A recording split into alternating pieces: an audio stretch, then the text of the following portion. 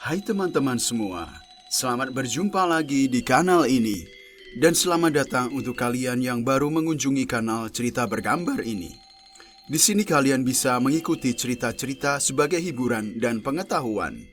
Dukung kanal ini dengan subscribe, share, like, dan komen, agar kami lebih bersemangat membagikan cerita-cerita untuk Anda. Kali ini kami akan menyajikan sebuah kisah, yaitu Asal Mula Desa Trunyan. Selamat mengikuti. Desa Trunyan, Desa Kedisan, dan Desa Abang Dukuh merupakan desa yang terletak di Kecamatan Kintamani, Kabupaten Bangli, Provinsi Bali. Keberadaan nama ketiga desa itu terkait dengan pengembaraan 4 orang putra Raja Surakarta ke Bali untuk mencari bau harum.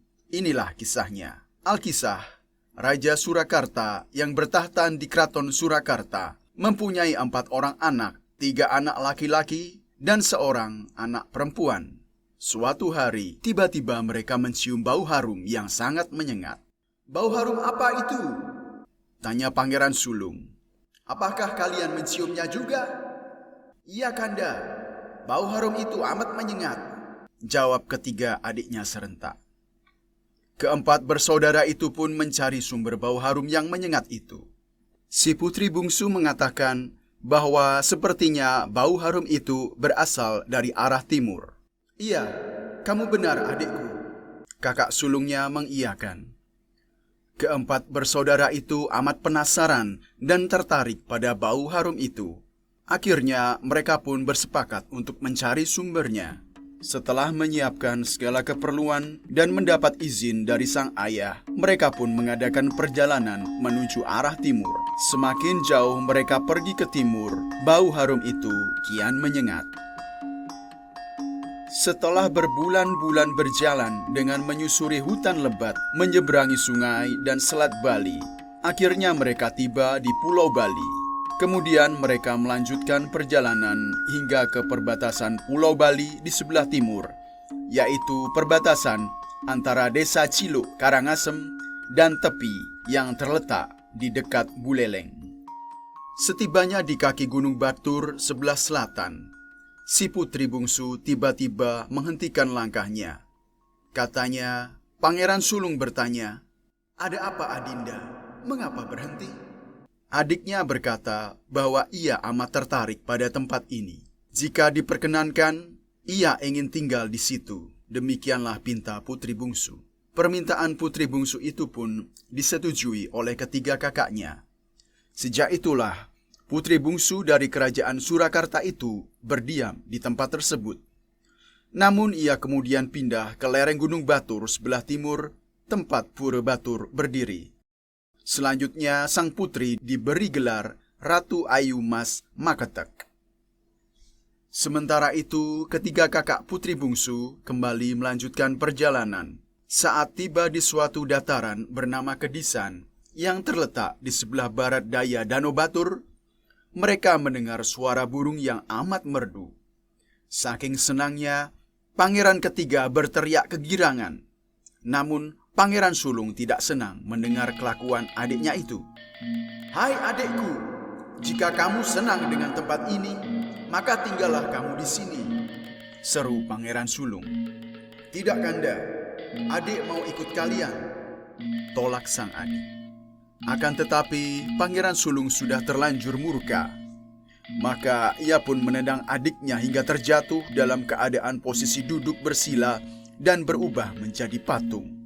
Hingga saat ini, patung batu Batara Dewa itu masih dapat kita temukan di Kedisan dengan posisi duduk bersila.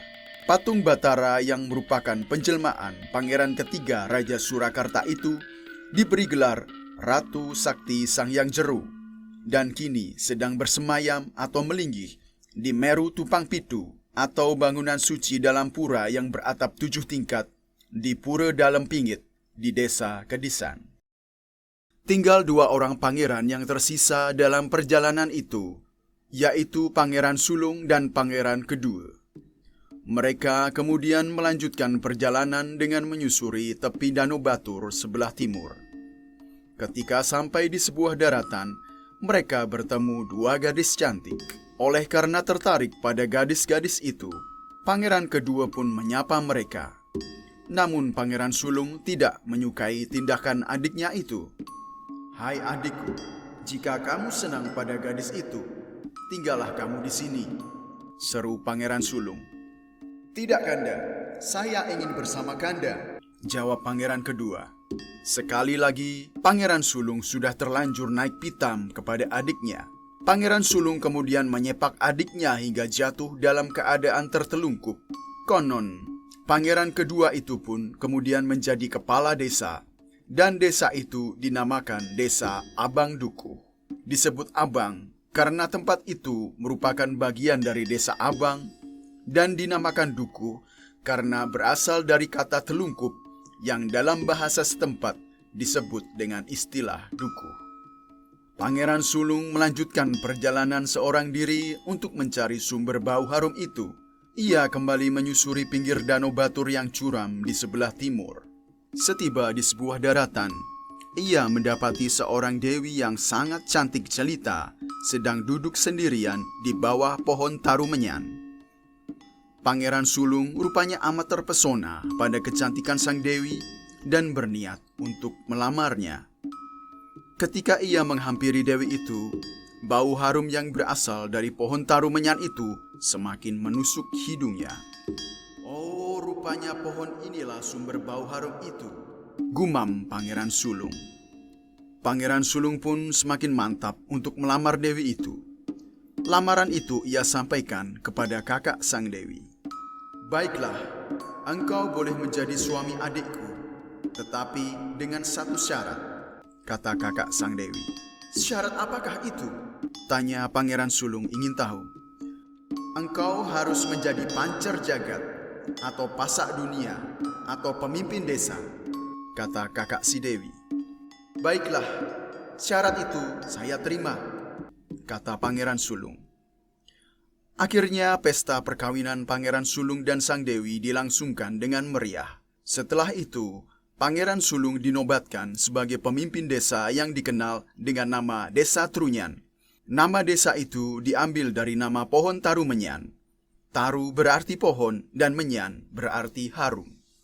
Kemudian, setelah menjadi suami sang dewi, Pangeran Sulung diberi gelar Ratu Sakti Pancaring Jagat, sedangkan istrinya bergelar Ratu Ayu Pingit Dalam Dasar.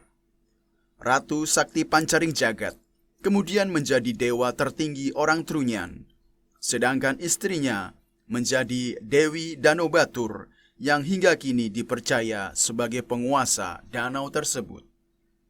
Sejak itulah, Ratu Sakti Pancaring Jagat dibantu sang istri memimpin desa Trunyan dengan arif dan bijaksana. Lama-kelamaan, desa itu pun berkembang menjadi kerajaan kecil.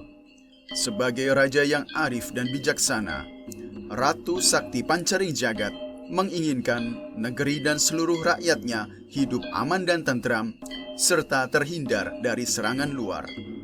Oleh karena itu, ia pun memerintahkan seluruh rakyat untuk menghilangkan bau semerbak itu. "Wahai seluruh rakyatku, aku perintahkan kalian agar jenazah-jenazah orang Trunyan tidak lagi dikuburkan, tetapi dibiarkan saja membusuk di bawah pohon tarumenyan, sehingga bau harum itu tidak akan lagi mengundang kedatangan orang luar ke negeri ini." Begitulah titah Ratu Sakti Pancaring Jagat.